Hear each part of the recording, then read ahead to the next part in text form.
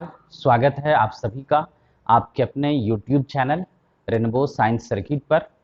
आज हम लोग क्लास 10th के विज्ञान का जो तीसरा खंड है, जीव विज्ञान बायोलॉजी, उसको आरंभ करने जा रहे हैं। इससे हम लोगों ने पहले केमिस्ट्री और फिजिक्स को देखा था और बहुत लोग कई दिनों से ये कमेंट करके पूछ रहे थे कि बायो का चैप्टर कब स्टार्ट होगा। तो आज उस डिमांड को ही मैं पूरा करने जा रहा हूँ। थोड़ा सा विलंब हो गया, बीच में कुछ गैप हो गया कई कारणों से, मौसम भी खराब थी बहुत ज़्यादा, जिसके कारण वीडियो नहीं जा पा रहा था। लेकिन अब उम्मीद कीजिए कि यहाँ से कंटिन्यू आपको वीडियो मिलेगा। तो आज हम लोग बायो स्टार्ट करने जा रहे हैं और जो हमारे 10th क्लास का सिलेबस है उसमें बायो के जो चैप्टर्स हैं जो आपने देखा होगा अपनी किताबों में, तो उसमें बायो का जो पहला चैप्टर है, फर्स्ट चैप्टर है, उसको आज हम लोग शुरू करने जा रहे हैं और उसका नाम है जैव प्रक्रम, लाइफ प्रोसेस। आप सभी ने बुक देखी होगी और वहाँ समझ में आ गया होगा कि ये जैव प्रक्रम नाम से ही क्लियर है, जैव प्रक्रम लाइफ प्रोसेस। तो इसके बारे में आज हम लोग चर्चा करेंगे। यह हमारे जीव विज्ञान का, बायोलॉजी का प्रथम अध्याय है, फर्स्ट चैप्टर है। तो आइए, पहले आज का क्लास हमारा इंट्रोडक्शन का क्लास होगा। थोड़ा सा लंबा है ये चैप्टर। जब आप दूसरे प्रकाशन के बुक को देखेंगे, प्राइवेट पब्लिकेशन के बुक को, तो आप पाएंगे कि वहाँ यह चैप्टर कई खंडों में बटा हुआ है। कई छोटे छोटे खंड में बट करके, मेरे अंदाज से शायद 4 खंड में बटा हुआ है यह चैप्टर। लेकिन हम लोग यहाँ चूंकि एनसीईआरटी जो हमारी किताब है एनसीईआरटी की, उसको आधार मान करके उसी के अनुसार हम लोग काम करते हैं, इसलिए हम लोग एक साथ ही सभी चीज़ों को पढ़ेंगे। तो थोड़ा सा लंबा होगा चैप्टर।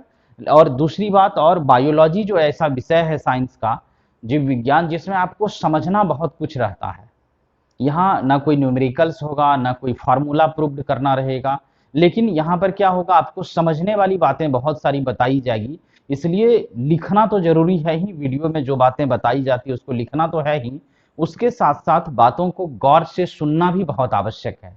इसलिए मुझे उम्मीद है कि आप लोग पूर्व की भांति वीडियो को खूब ध्यान से अंत तक देखेंगे और देख करके समझने का प्रयास करेंगे।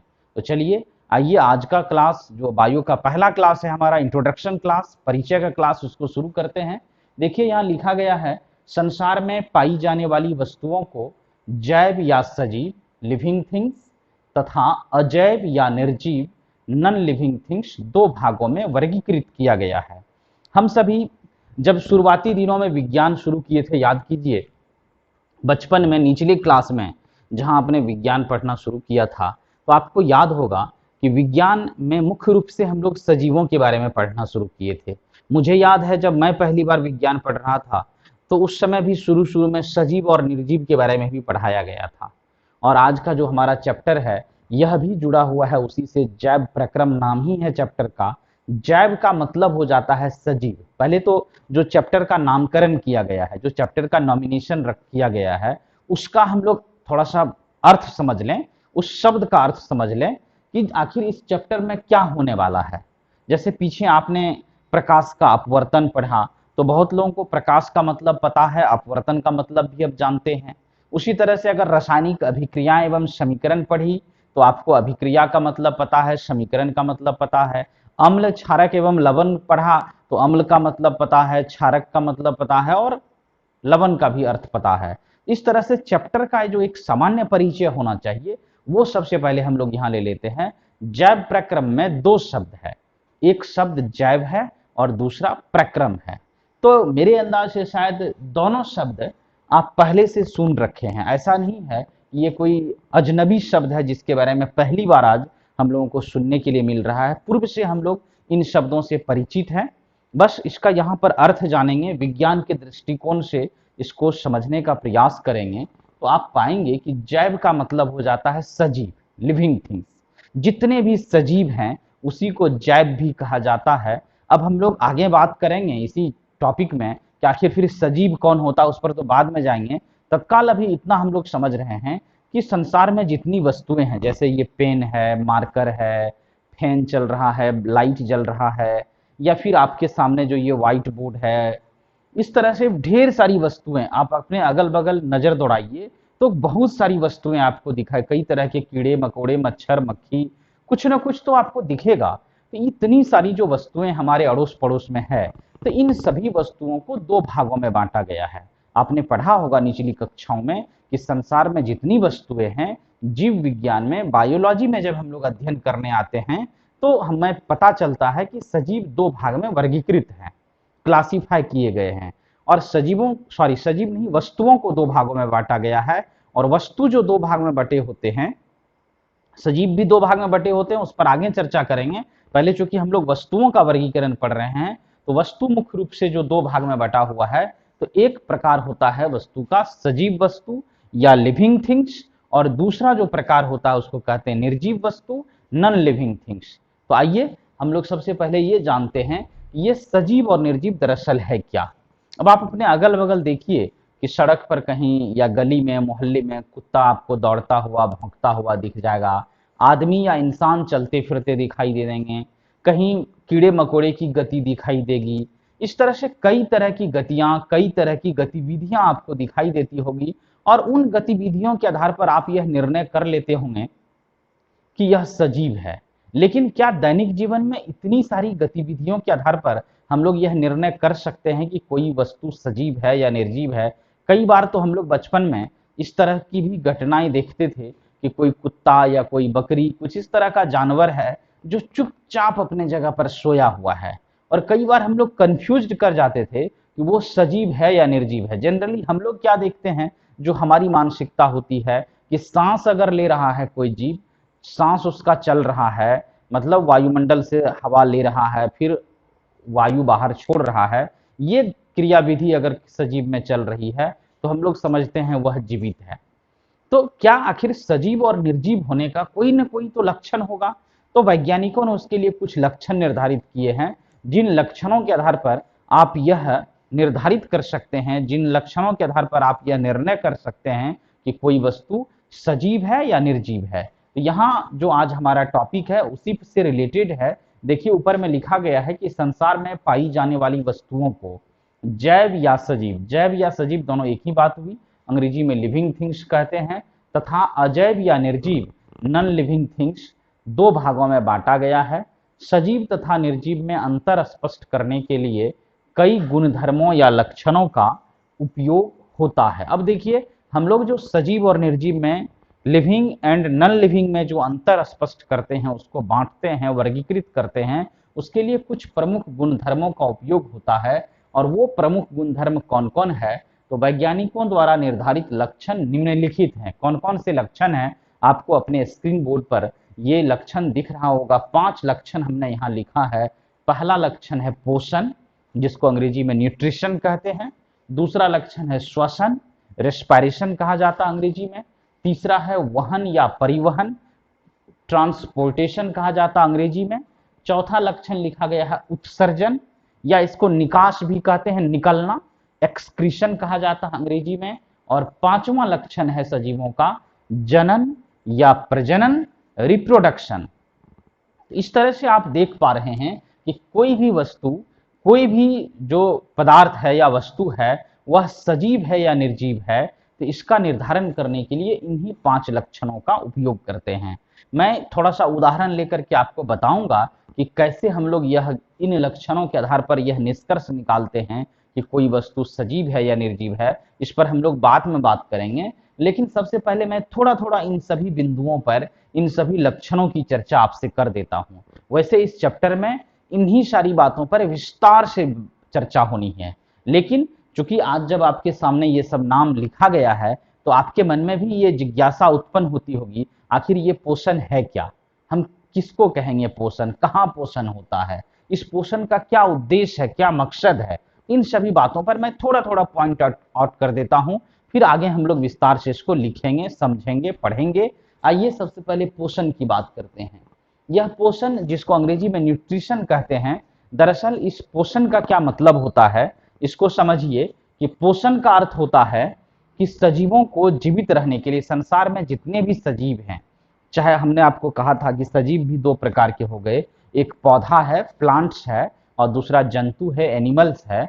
तो जितने भी सजीव हैं, चाहे वो पौधे हो या जंतु हो, सभी सजीवों को जीवित रहने के लिए, अपने क्रियाओं को संपन्न करने के लिए, जैसे अब क्रियाओं का मतलब हो गया अगर हम लोग मानव हैं तो चलते हैं, बात करते हैं, कोई सामान उठाते हैं, किसी चीज को, और सब दैनिक जीवन में, किसान है तो वो खेती में लगे रहते हैं, मजदूर है तो बेचारा वो मजदूरी करता है, नौकरी पेशा वाला आदमी भी ऑफिस में बैठ के ढेर सारे कामों को संपादित करते हैं। तो कहने का मतलब कुछ न कुछ तो कार्य करना पड़ता है। कोई अगर गृहिणी है तो वो भी घर में बैठ कर घर के कामों को देखती है। तो इस तरह से कई क्रियाकलाप हैं जो मानव करते हैं, और उन कार्य को करने के लिए, उन वर्क्स को पूरा करने के लिए कहीं न कहीं ऊर्जा की आवश्यकता होती है हम लोगों को। और आप सोचिए हमें ऊर्जा कहाँ से मिलती है? तो ऊर्जा का जो मेन स्रोत हमारे पास है वह भोजन है। तो सजीवों को जो ऊर्जा की आवश्यकता होती है, एनर्जी की जरूरी पड़ती है, उसको पूरा करने के लिए सजीव क्या करते हैं? भोजन ग्रहण करते हैं। भोजन का मतलब दाल भात रोटी सब्जी नहीं है। भोजन केवल दाल भात रोटी सब्जी नहीं हो सकता, ये हमारा भोजन है, मानव का भोजन है दाल भात रोटी सब्जी। लेकिन इसके अतिरिक्त भी और अलग अलग तरह के भोजन है। जैसे आपके दरवाजे पर अगर गाय भैंस या कोई और पालतू जानवर होंगे तो आपने देखा होगा, घास भूसा खल्ली चोकर दाना ये सब खिला देते हैं उसको। उसको दाल भात सब्जी खिलाने की आवश्यकता नहीं होती है। अगर कोई कीड़ा मकोड़ा है तो वो सड़े गले पदार्थों से अपना भोजन ले लेता है। कहने का मतलब अलग अलग तरह के जीव ऊर्जा प्राप्ति के लिए जो भोजन ग्रहण करता है, इसी क्रिया को हम लोग पोषण कहते हैं, न्यूट्रिशन कहते हैं। पोषण नाम से क्लियर, जहां से पोषक मिले, हम लोगों को पोषक पदार्थ मिले, न्यूट्रिएंट्स मिले, और जिसके सहारे हमारा शरीर ऊर्जा प्राप्त करता है, उसी भोजन से हमें ऊर्जा मिलती है। और भोजन जो हम लोग ग्रहण करते हैं शरीर में, इसी क्रिया को पोषण या न्यूट्रिशन कहते हैं। तो मुझे उम्मीद है कि अब आपको ये पोषण शब्द जो है यह समझ में आ गया होगा। पोषण शब्द का अर्थ कोई भी सजीव, मानव, गाय भैंस, कुत्ता बिल्ली, मक्खी मच्छर, पेड़ पौधे, जो भी सजीव हो, वो ऊर्जा प्राप्ति के लिए जो भोजन ग्रहण करता है, इसी क्रिया को पोषण या न्यूट्रिशन कहा जाता है। दूसरी क्रिया है श्वसन, रेस्पिरेशन।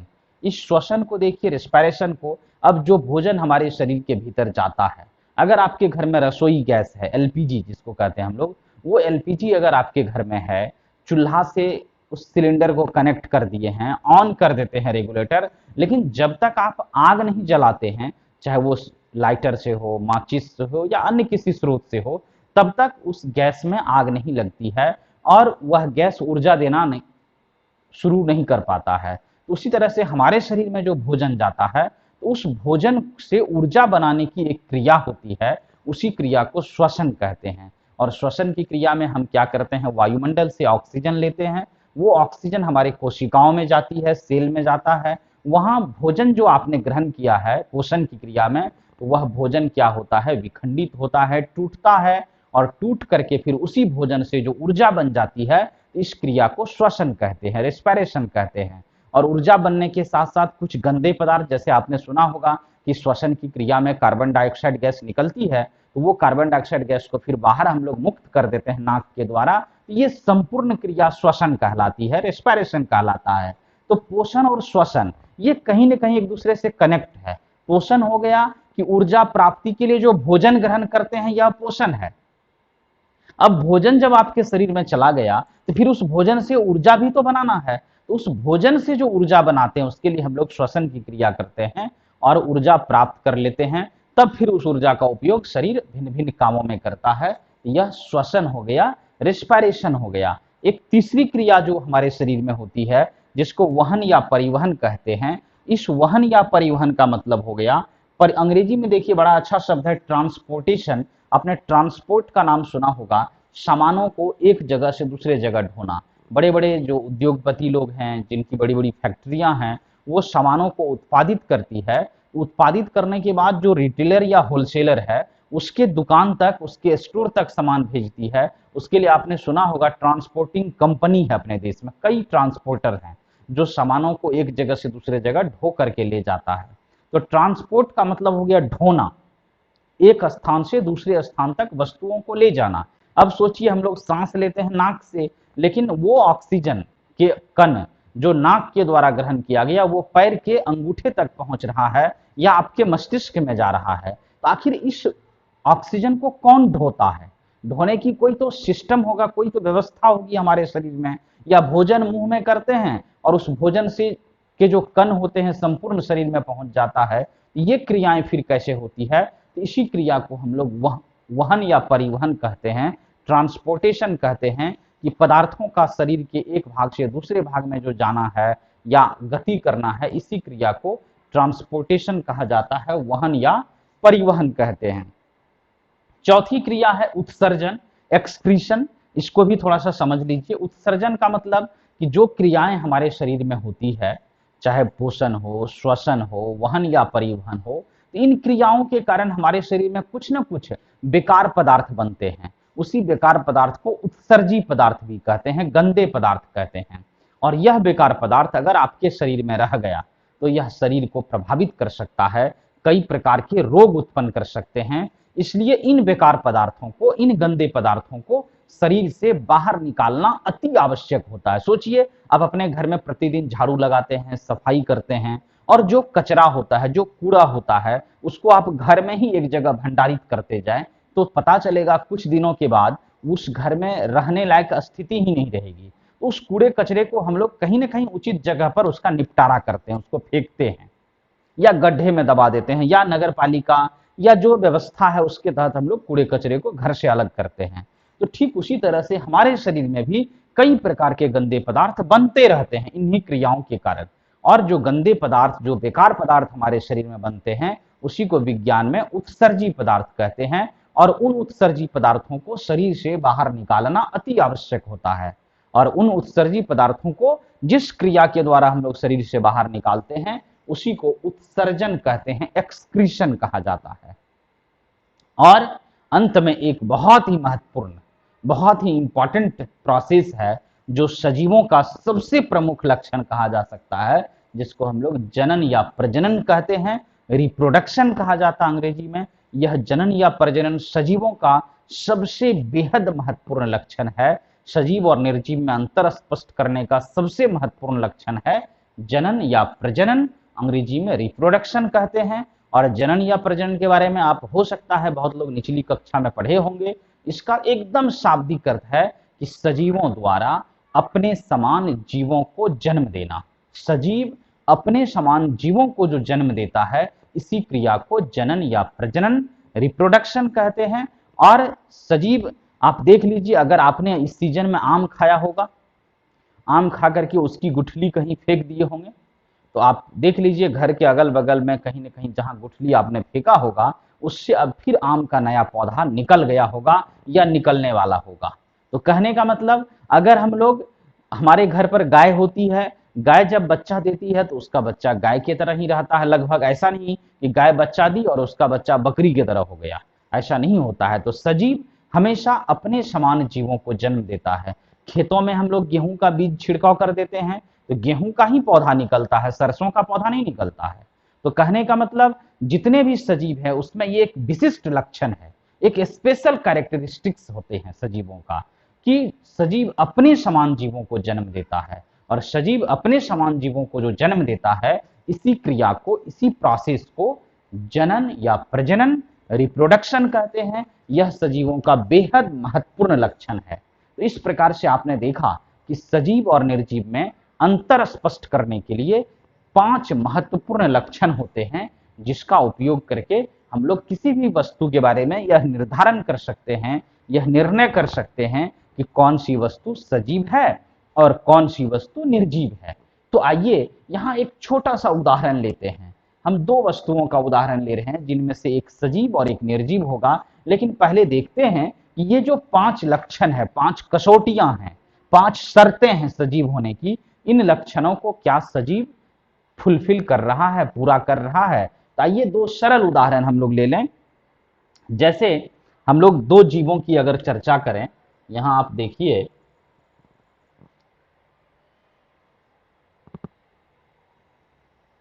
मान लेते हैं एक जीव में हम लोग मानव ही ले लेते हैं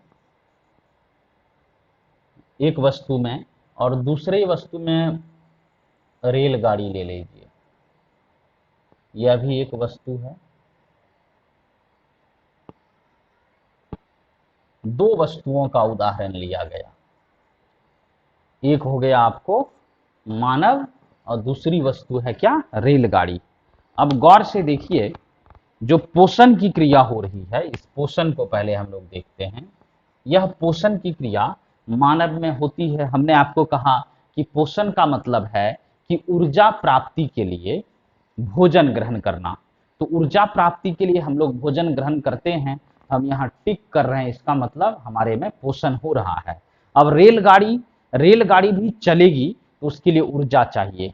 पहले तो कोयला पर रेलगाड़ी चलती थी, अब जो हमारे यहाँ रेलगाड़ियां हैं वो डीजल या बिजली पर चलती है। तो ये डीजल क्या है, वह भी पदार्थ ग्रहण करता है, बिजली क्या है, वह भी पदार्थ है, तो ऊर्जा का रूप है। तो इसका मतलब पोषण की क्रिया रेलगाड़ी में भी होती है, लेकिन हम लोगों से भिन्न होती है। हम लोग उसके जगह पर दाल रोटी साग सब्जी भात जो भी होता खा लेते हैं, लेकिन रेलगाड़ी या बस जो होता है वो ईंधन खर्च करता है। इसका मतलब कहीं ना कहीं पोषण की क्रिया वहां भी चल रही है। अगर हम लोग दूसरे लक्षण पर आते हैं, ये दूसरा लक्षण है श्वसन का, रेस्पिरेशन का, सांस लेना और छोड़ने की क्रिया।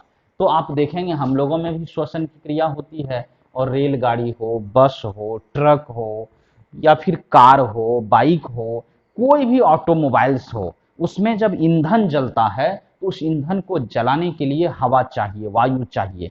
और आपने देखा होगा उसमें एयर वाला नली लगा रहता है, फिर साइलेंसर भी होता है उसमें गंदी हवा को बाहर निकालने के लिए। इसका मतलब श्वसन की क्रिया वहां भी चल रही है, भले हम लोगों से भिन्न है, वहां क्रिया अलग चीज है लेकिन चल रही है। वहन या परिवहन का मतलब पदार्थों को एक भाग से दूसरे भाग तक पहुंचाना। अब रेलगाड़ी में सोचिए, ईंधन कहाँ डालते हैं, टैंक में, और पावर सबसे पीछे वाले डिब्बा में भी पहुंच जाता है। वो वेपर देखे होंगे चला जाता है, गैस जो हम लोग कभी कभी वैक्यूम करते हैं रेलगाड़ी में, तो वो जो हवा निकलने लगती है, तो वो क्रिया जो है कहीं ना कहीं रेलगाड़ी में भी पदार्थों का एक, या फिर अपने बाइक में पेट्रोल कहाँ डालते हैं और वो पेट्रोल इंजन के पास जाके दहन होता है, उससे ऊर्जा बनती है, फिर हमारी बाइक आगे बढ़ती है। जो इंजन ऑयल होता है जिसको मोबिल हम लोग कहते हैं, वो भी एक टैंक में देते हैं, लेकिन वहां से वो पूरे इंजन में जाता है। इसका मतलब कहीं ना कहीं पदार्थों का आदान प्रदान इस गाड़ियों में भी हो रहा है और हम लोगों में भी हो रहा है। इसी क्रिया को हम लोग कहते हैं वहन या परिवहन। ये वहन या परिवहन की क्रिया हम लोगों में भी होती है और वाहनों में भी हो रहा है। उत्सर्जन, उत्सर्जन का मतलब है शरीर में से गंदे पदार्थ को निकालना। किसी भी वस्तु में, किसी भी सजीव में शरीर में से जो गंदा पदार्थ बाहर निकलता है उसी क्रिया को उत्सर्जन कहते हैं। तो हमारे शरीर में से मल, मूत्र, पसीना या अन्य कई गंदे पदार्थ होते हैं जो बाहर निकलते हैं। रेलगाड़ी या किसी भी अन्य ऑटोमोबाइल्स को अगर आप देखते हैं, ऑटोमोबाइल्स जो स्वचालित वाहन होते हैं, जो पेट्रोल डीजल या बिजली बैटरी के सहारे चलती है, उसी को ऑटोमोबाइल्स कहते हैं। तो उसमें से भी धुआं निकलता है, वो गर्म पानी निकलते रहता है, जला हुआ मोबिल निकलता है, और कई बेकार पदार्थ होते हैं जो वहां से भी निकलना जरूरी होता है। इसी क्रिया को उत्सर्जन कहते हैं।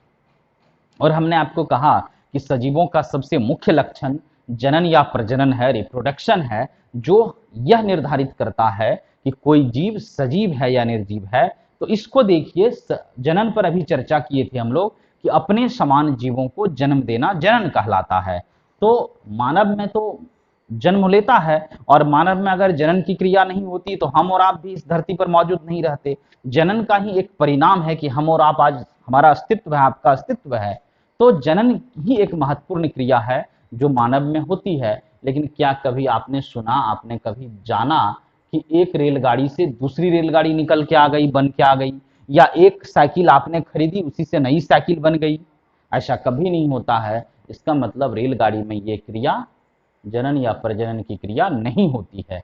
इस प्रकार से आप देख रहे हैं कि इन पांचों लक्षणों को जो वस्तु पूरा करेगा वह सजीव होगा, और इसमें से कोई भी एक लक्षण अगर नहीं पूरा करता है जिसका मतलब वह निर्जीव हो जाएगा। इस प्रकार से मुझे लग रहा है कि जितना सरल उदाहरण के द्वारा हम लोगों ने इसको समझने का प्रयास किया है तो एक सामान्य आदमी भी, एक साधारण आदमी भी आसानी से सजीव और निर्जीव में अंतर स्पष्ट कर सकते हैं। तो आइए अब हम लोग आगे बढ़ते हैं, परिचय के बाद आगे बढ़ते हैं। जो हमारा चैप्टर है जैव प्रक्रम, लाइफ प्रोसेस, थोड़ा सा इसकी शुरुआत करते हैं और देखते हैं कि इस चैप्टर का क्या अर्थ है। तो सबसे नीचे यहाँ देखिए लिखा गया है जैव प्रक्रम, लाइफ प्रोसेस, परिभाषा लिखी गई है। अब तो इस जैव प्रक्रम का अर्थ आप समझ गए होंगे कि जैव मतलब हो गया सजीव, अब प्रक्रम मतलब क्रियाएं, प्रोसेस, तो सजीवों में होने वाली क्रियाएं। लेकिन अब सजीव में तो ढेर सारी क्रियाएं हो रही है, मैं बोल रहा हूं यह भी एक क्रिया है, सजीव ही बोल पाता है। वस्तुओं को उठाना यह भी एक क्रिया है। लेकिन सोचिए कि अगर सजीव कोई कार्य नहीं करे, आदमी है चुपचाप कुर्सी पर बैठा हुआ है, बेड पर लेटा हुआ है, सोया हुआ है, और उसके बाद भी कौन कौन सी क्रियाएं हैं जो एकदम अनिवार्य है उसके लिए कि हम लोग कुर्सी पर बैठे भी रहेंगे, तो क्या ऐसी कोई क्रिया है जो हमारे अंदर होती रहेगी? ऐसी कोई प्रोसेस है, प्रक्रिया है जो एकदम जरूरी है हमारे लिए? तो जो जो क्रियाएं जीवन को बनाए रखने के लिए, जीवन को बचा कर रखने के लिए, जीवन को चलाते रहने के लिए जो जो क्रियाएं अति आवश्यक है, उन्हीं क्रियाओं को जैव प्रक्रम या लाइफ प्रोसेस कहते हैं।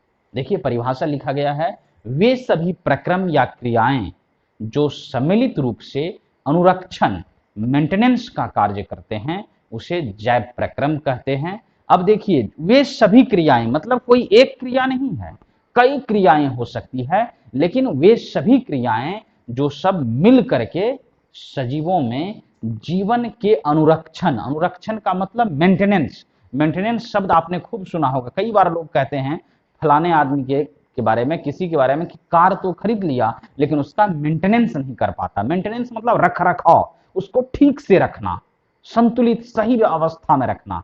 कार जिस रूप में खरीद के लाए थे चालू हालत में, उसी हालत में अगर रह गया, इसका मतलब लोग कहता कि नहीं मेंटेनेंस बहुत अच्छे ढंग से हो रहा है। उसी को हिंदी में अनुरक्षण लिखा गया है यहाँ, उसकी रक्षा करना, उसको सुरक्षित रखना।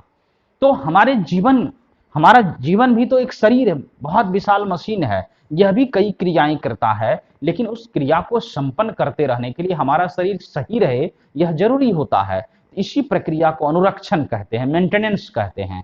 और हमारे शरीर के मेंटेनेंस के लिए कौन कौन सी क्रियाएं जरूरी है, और जो जो क्रियाएं जरूरी है, उन सभी क्रियाओं को सम्मिलित रूप से मिला करके जैव प्रक्रम या लाइफ प्रोसेस कहते हैं। अब सोचिए आप कुर्सी पर बैठे रहें चुपचाप, क्या ताली बजाना जरूरी है? एकदम नहीं है जरूरी।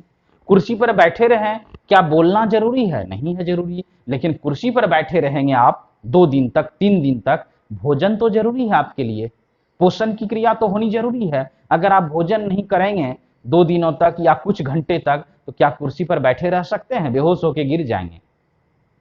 श्वसन की क्रिया, ये सांस लेने और छोड़ने की क्रिया, यह भी अति आवश्यक है। अगर हम लोग चुपचाप कुर्सी पर बैठे रहें और श्वसन की क्रिया नहीं हो हमारे शरीर में, तो फिर हम जीवित नहीं रह सकते हैं। तो पोषण, श्वसन, वहन या परिवहन की, शरीर में पदार्थों को एक भाग से दूसरे भाग तक लाना ले जाना, ये क्रिया भी चलते रहती है। आप बैठे रहें, सोए रहें, सुख में रहें, दुख में रहें, घर में रहें कि बाहर में रहें, ये वहन या परिवहन भी चलती रहती है। और चौथी क्रिया है उत्सर्जन, एक्सक्रीशन, कि आप बैठे भी रहते हैं और नाक से कार्बन डाइऑक्साइड गैस निकल रही है, पसीना छूट रहा है।